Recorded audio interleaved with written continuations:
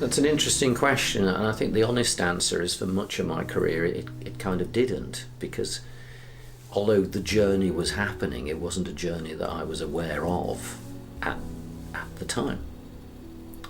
But it would leak through occasionally. So, particularly if you're a physics teacher, well, I'm sure it's true for other, but it seems to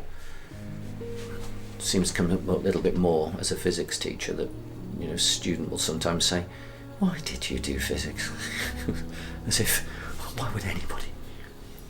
And I kind of got used to saying, "Oh, because I really like light bulbs," you know, or something like that. And I thought that's not adequate. And then I just adopted because I hope one day I'll understand mind. And that kind of, what? And so I said, well, you know, the laws of nature have created us, they've created human being, so somewhere in the laws of nature, somewhere down the line, there is a consequence that consciousness exists in this universe. And not physics as we know it now, but at some point that has to be worked through. So it just gave me the opportunity to say that, but at the time that wasn't really connected to an interiority journey. That was just something I said, and I meant it and I believed it, but it wasn't personal in that same sense. It is now. I see the value of the interiority, but it was always part of.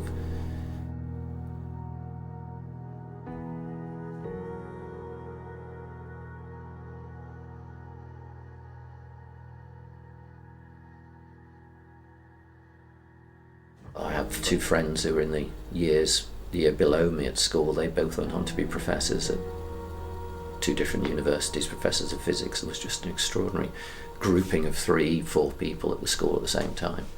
We all had these good careers in physics, and they went on to be professors of physics.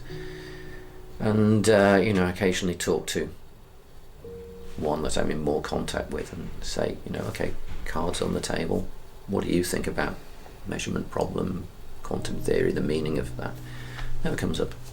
That never comes up. In 30 years in physics, we never talk about it.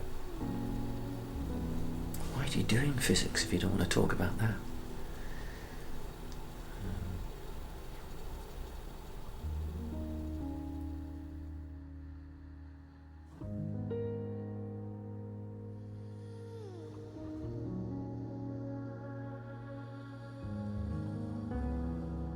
Books I value more than any other.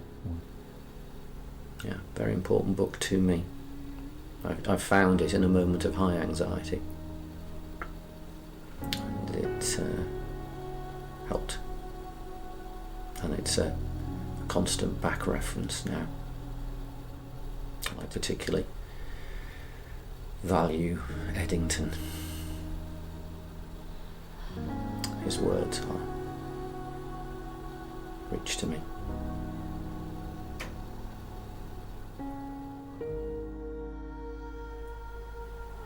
Don't discount the possibility that the study of physics is a spiritual path of itself.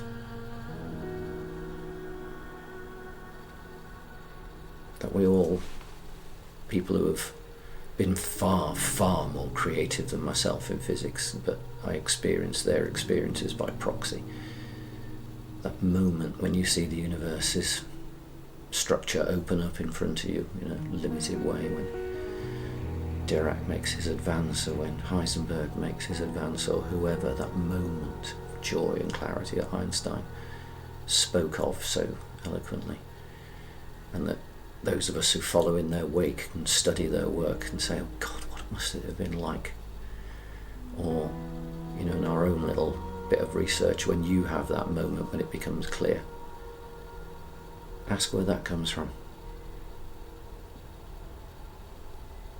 Just that one question. Don't just say, oh, that was nice, and move on. Just ask that question, where does that come from?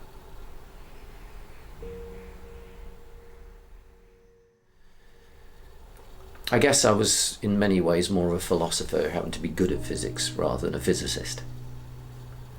That would be a better way of characterizing me, I sometimes think.